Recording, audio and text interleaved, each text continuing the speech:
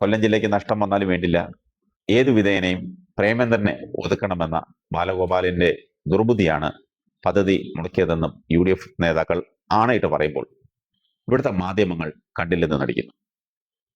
അതെങ്ങനെ? മാധ്യമപ്രവർത്തകരെ വിരട്ടി മുൾമുനയിൽ നിർത്തിയിരിക്കുന്നത് കൊണ്ട് അവരുടെ കാഴ്ചശക്തി പലപ്പോഴും നഷ്ടപ്പെടും. പല പ്രസ് ക്ലബ്ബുകളുടെയും ഫണ്ട് ദുരുപയോഗം ചെയ്തത് AG ഉൾപ്പെടെ ബന്ധപ്പെട്ട അധികാരികൾ ചൂണ്ടിക്കാണിച്ചിട്ടും ധനവകുപ്പ് നടപടി സ്വീകരിക്കാത്തത് അത്രയും സ്വാധീനം ഉണ്ടായതുകൊണ്ട് മാത്രമാണ്. ധനവകുപ്പ് കൃത്യമായി കേസെടുത്താൽ പല മുൻനിര മാധ്യമങ്ങളിലെ മാധ്യമ സിംഗങ്ങൾ അകത്തു പോകും. അത് കൃത്യമായി അറിയാവുന്നത് കൊണ്ടാണ് ഇതുപോലുള്ള കാര്യങ്ങളിൽ അവർ കണ്ണടയ്ക്കുന്നത്.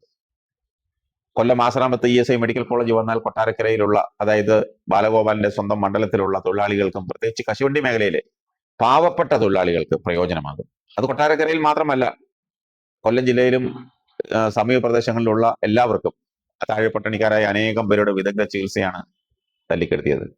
കൊല്ലം ജില്ലയുടെ മാത്രമല്ല, തെക്കൻ കേരളത്തിലുള്ള ESI തൊഴിലാളികൾക്ക് ഏറെ ഗുണകരവും പ്രയോജനകരവുമായിരുന്നു ഈ മെഡിക്കൽ കോളേജ്.